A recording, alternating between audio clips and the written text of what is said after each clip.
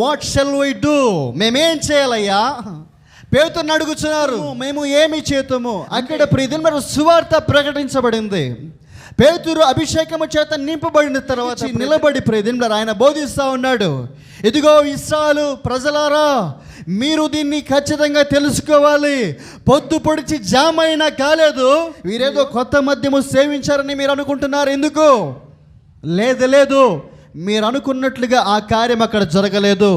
యోవేలు ప్రవచించిన ప్రవచనం ఇక్కడ నెరవేర్చబడతా ఉంది. ప్రైజ్ లార్డ్, హల్లెలూయా. అంత్య దినముల్లో ప్రజలందరి మీద ఆత్మను కృమ్మరిస్తానని ప్రభు చెప్పుచున్నాడు. ప్రియదినులారా, ఖచ్చితంగా ఆయన తన ఆత్మ చేత ప్రతి ప్రజను నింపుతాడంట. అప్పుడు ఏం జరుగుతుంది ప్రియదినులారా గమనించండి.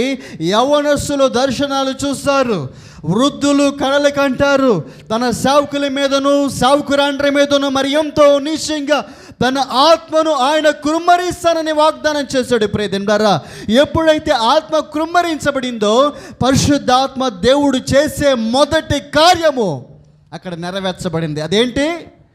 వారందరూ కూడా హృదయములో పొడవబడిన వారిగా ఒప్పుకుంటున్నారు, అయ్యా మేము నిశ్చయంగా అపవిత్రులమే, మేమే సర్వోన్నతుడైన నజరుడైన యేసుక్రీస్తును సిలువకు కొట్టండి అని పలికిన వారిలో మేము కూడా ఉన్నాం. మేము ఏం చేయాలి? ఈ అపరాధ భావం మమ్మల్ని ఎంతగానో కురంగ తీసేస్తూ ఉంది. మేము ఏం చేయాలి? మా మీదున్న ఈ దోష శిక్ష పోవునట్లుగా మేము ఏం చేయాలి అన్నప్పుడు అపోస్తలుడైన పేతురు అంటున్నాడు కదా, ఏమంటున్నాడు?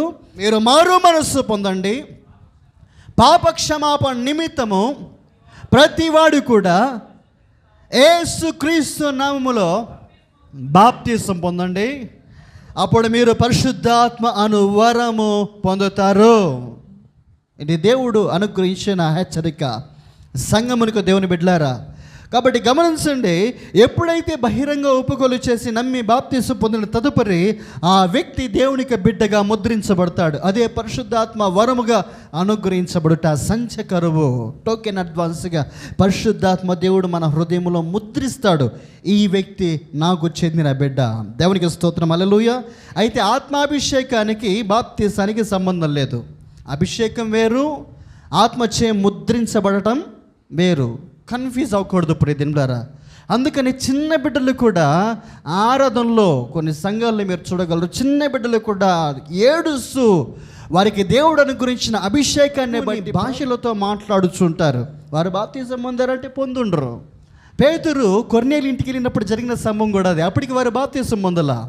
పేతురు లేచి బోధిస్తున్నాడు, వాక్యం విన్న వారందరూ కూడా అభిషేకము చేత నింపబడ్డారు, భాష